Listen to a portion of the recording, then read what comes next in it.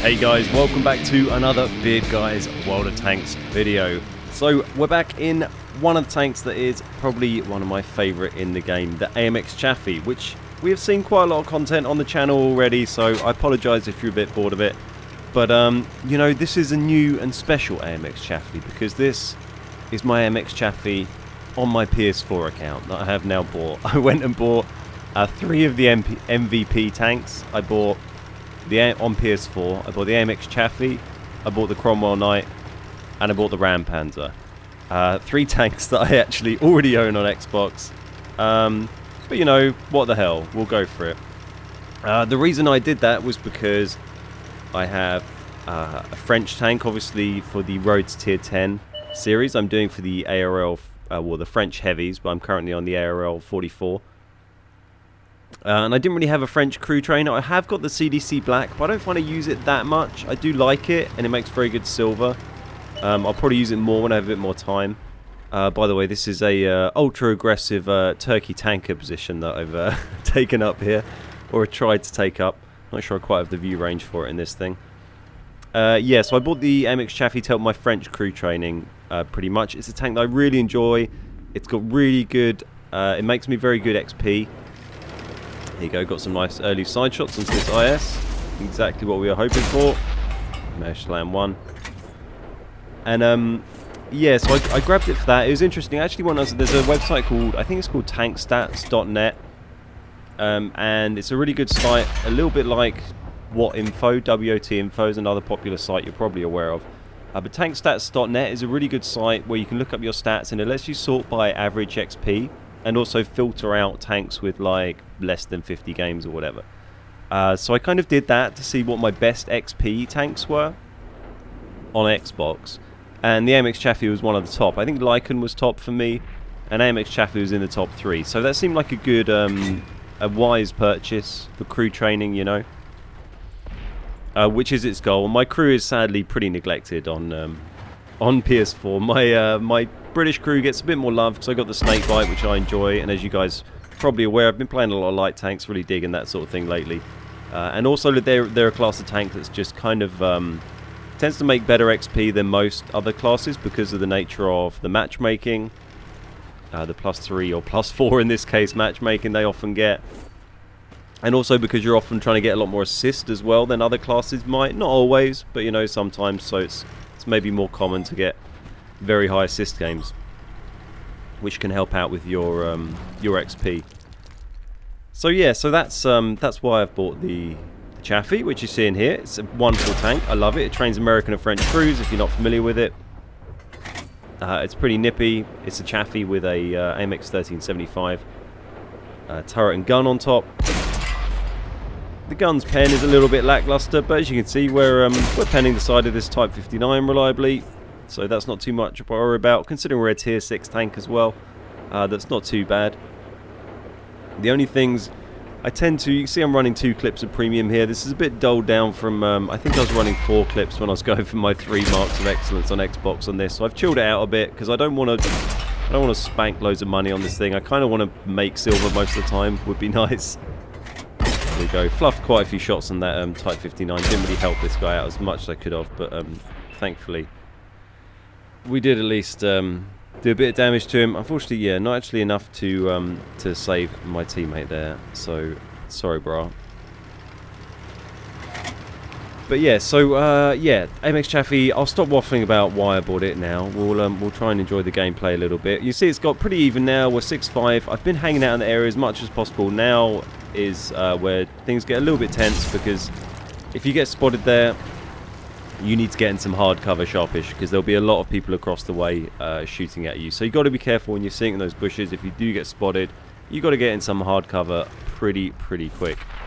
But we've had a pretty positive start to the game, and I know there's a lot of people over on the other side, which is great because I can snipe at them.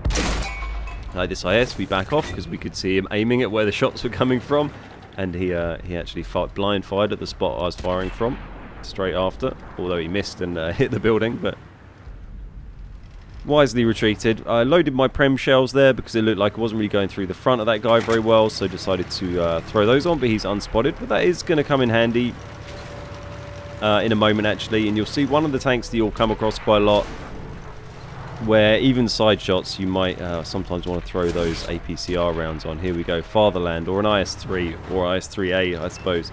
But yeah, pretty tough side armor, and can be a little bit problematic for penning. And when you've only got 6 shells in your clip and then this reload and not a huge amount of damage output on this thing, you want to make those count as much as you can. So we managed to put, I think, the full clip, there we go, full clip into him, which I'm sure he appreciated. And that helps us out in a minute. We're being capped at the moment. They've only got a minute on the clock. It's not this guy capping, it's someone else a little bit further round. I'm not too worried at the moment because I know I can get there in 50 seconds. Plus we've got a few other people on their way. So I was just trying to find 1 or 2 more shots on this guy. I also know my reload.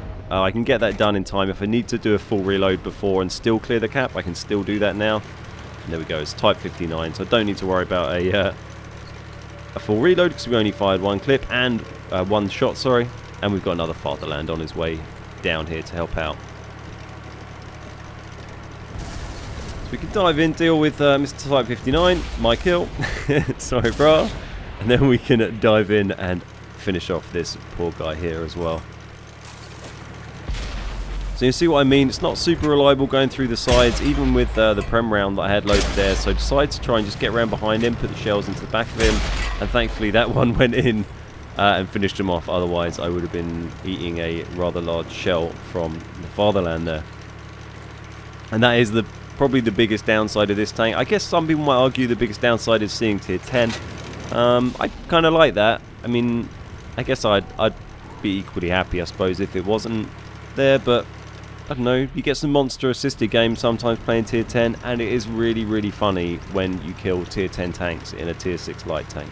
They really enjoy that. So, you know, that doesn't bother me too much. But what I think is probably the biggest weakness of this tank is its small amount of hit points.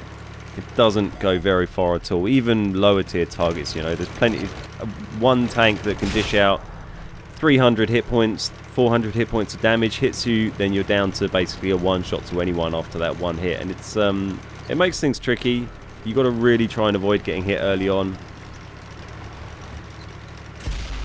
And there we go, there's the IS that we seem to be struggling to pen through the front when we were aiming in earlier with standard rounds, but now as we just auto aim at him, we pen, I think, what, 3 out of 4. I think one of them actually missed. So yeah, thanks RNG. Going for the AT-15, just get around behind him. Go for the tracking shot. Realise though, it's difficult. So you might think that I'm just being a bit rubbish trying to deal with this guy, but the thing, because it's such a low alpha gun, it takes at least 2 shots to track most people. So that first shot was obviously, I only had 1 anyway, so it was kind of completely pointless. But I was kind of just trying to get behind him and just pen him through the rear rather than bother him to track him, because there's no risk of him getting a shot on me. There we go, someone else does it for me actually in the end. There was no risk of him being able to turn around and shoot me. Tracking him would have got him stationary easier, so I could have shot him, but it would have taken 2 of the shells from my clip, at least, providing they both penned, in which to track him, and then I would have had 4. So, you know, I'd rather just dish out the damage. But there you go, we see we actually got a mastery for that, which is kind of interesting, and a defender medal, which is nice, and a sniper. I mean, it was a good game. It was a pretty decent game. But on Xbox, when I was going for my marks, that was 2,500 plus base XP. More than that, maybe nearer 2,600 to get a mastery game. 2,200 got it on this. And I actually got a first class mastery, the silver one, 95%, with, I think it was 1,500 base XP the same day just before this. So really low mastery expectations compared to Xbox at the moment for the Chaffee. Not that 2200 base is a low game, but it's low for the Chaffee. And I think that's mostly because it's the first MVP bundles are the first time this tank's been sold on its own, I believe, on PS4, as far as I'm told, and as far as I'm aware. So that is probably why I think people have only bought it in bundles before. On Xbox, it's been around for a while. A lot of top players use it. It's used for competitions, clan battles, that sort of thing. So, you know, a lot of very competent players, more so than myself, play it quite a lot. So, oh, there we go. GG, mate. Love the stream. Thanks, Roxa. Shout out to you, mate.